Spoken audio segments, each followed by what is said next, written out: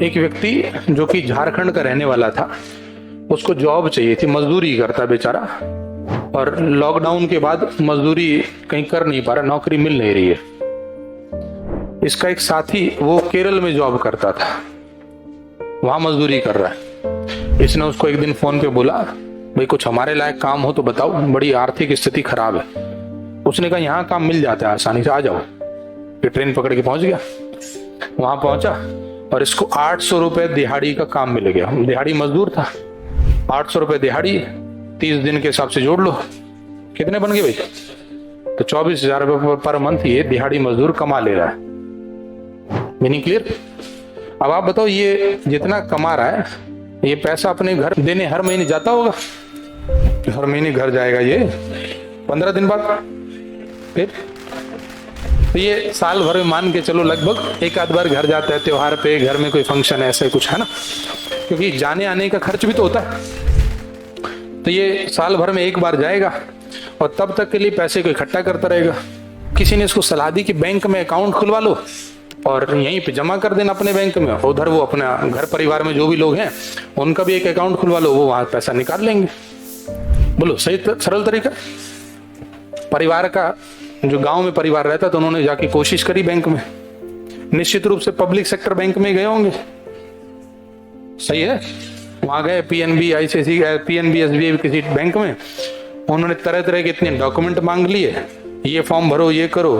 परिवार में कोई उतना सक्षम था नहीं, पढ़ा लिखा भी नहीं था, तो वो क्या समझ गए कि हम अकाउंट नहीं खुलवा पाएंगे, वो चुप करके घर आ गए। इधर इसने कोशिश करी, एक दिन दिहाड़ी पे नौकरी करने नहीं गया, 800 रुपए का नुकसान किया, पीएनबी में पहुंचा, मुझे अकाउंट खुलवाना।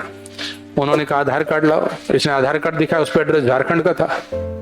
बोलो, वो कह रहे हैं यहाँ का प्रूफ दिखाओ, कहाँ रहते हो, रेंट एग्रीमेंट है क्या? अब ये सोच रहा रेंट एग्रीमेंट क्या होता है, ये तो झुग्गी में रहता है, रेंट एग्रीमेंट वहां कुछ होता ही नहीं। अब पूरे डॉक्यूमेंट नहीं है, जब डॉक्यूमेंट पूरे नहीं है तो ये अकाउंट खुलेगा? अब क्या कंक्लूजन निकला, इसका पैसा फिलहाल इसी के पास है, ये घर पे कैश इकट्ठा कर रहा है, इधर परिवार ये क्या करेंगे? उपाय क्या है? उपाय है असंगठित बाजार। हाँ जी, समझ गए कि नहीं? ये असंगठित बाजार से ऊंची ब्याज दरों पर ऋण लेके जीवन यापन कर रहे हैं, इस उम्मीद में कि बाद में जब परिवार ये व्यक्ति कमा करके आएगा तो चुका देंगे। बताओ, सोच के देखो, व्यवहारिक तौर पर ऐसा ही होता है, हाँ कि नहीं? ग्रामीण भारत ऐसे ही चलता है। ये बड़ी समस्या है इंडिया की, और जिस व्यक्ति के ऊपर बीत रही होती है वो समझता है इसको। अब ये जब घर जाएगा तब तक इकट्ठा कर रहा है, लेकिन ये इकट्ठा कर नहीं पाता। डेली कितना कमा रहा? अब इसने सोचा जाएंगे तो अभी थोड़ी जाना, अभी तो बाद में जाना है, समय काफी है। समझ गया आगे? 800 में से 500 डेली निपटा देता है, माहौल भी तो बनेगा नहीं? तो ये पूरा अपना फील ले रहा है। अब जब तक इसके घर जाने का टाइम आएगा तब तक पैसा पानी में बह चुका है। लेकिन अगर ये ऐसे ही चलता रहा तो आप आंसर बताओ, ये मनी भी वेस्ट हो रहा है,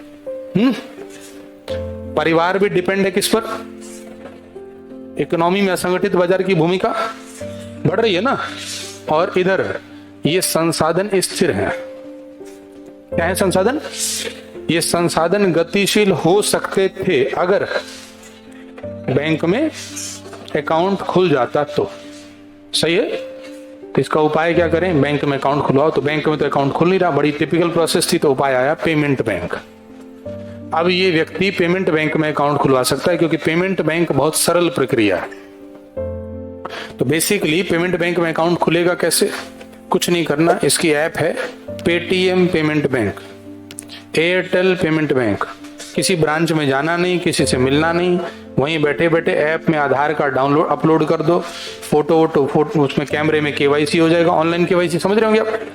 वही अकाउंट खुल गया। और खास बात, अकाउंट नंबर रटना ही नहीं है, आपका जो मोबाइल नंबर है वही आपका अकाउंट नंबर है, खुल गया अकाउंट। सेम यही काम परिवार ने किया और ऑटोमेटिकली जब अकाउंट खुला तो मनी ट्रांसफर।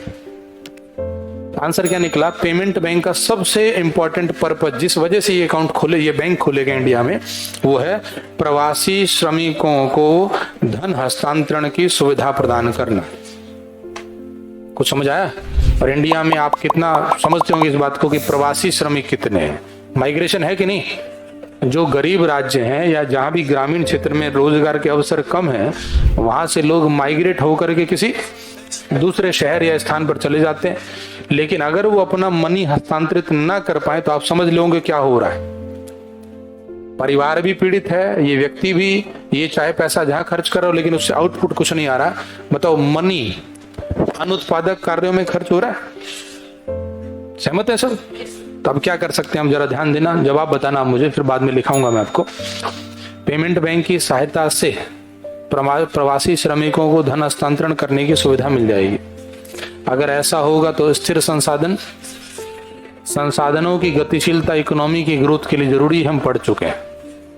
हाँ, और प्लस अब वो असंगठित बाजार की भूमिका खत्म की जा सकती है। ऐसा करने के लिए हमको लोगों को सिस्टम से जोड़ना पड़ेगा। और एक लाइन बोल रहा हूं मैं यहाँ पर क्योंकि आपको पढ़ाई हुई, अभी एक ही लाइन पढ़ाई हुई है, बस आगे डिटेल से पढ़ेंगे। पेमेंट बैंक वित्तीय समावेशन को बढ़ावा दे रहा है, सही है, तो ये बहुत जरूरी था। ये चीज पिछड़ रही थी, स्पेशली माइग्रेटेड लोगों को काफी दिक्कत आती है। और माइग्रेटेड लोगों को रहने खाने पीने की दिक्कत है, वो तो अलग है ही है। ये जो दिक्कत है ना कि पीछे परिवार भी असहाय हो जाता है, इस समस्या को सॉल्व करने के लिए एक नया बैंक आया। क्या नाम? आरबीआई ने 8-10 कंपनियों को लाइसेंस दे दिए, जिसमें से पेटीएम और एयरटेल हाईलाइटेड रहते हैं।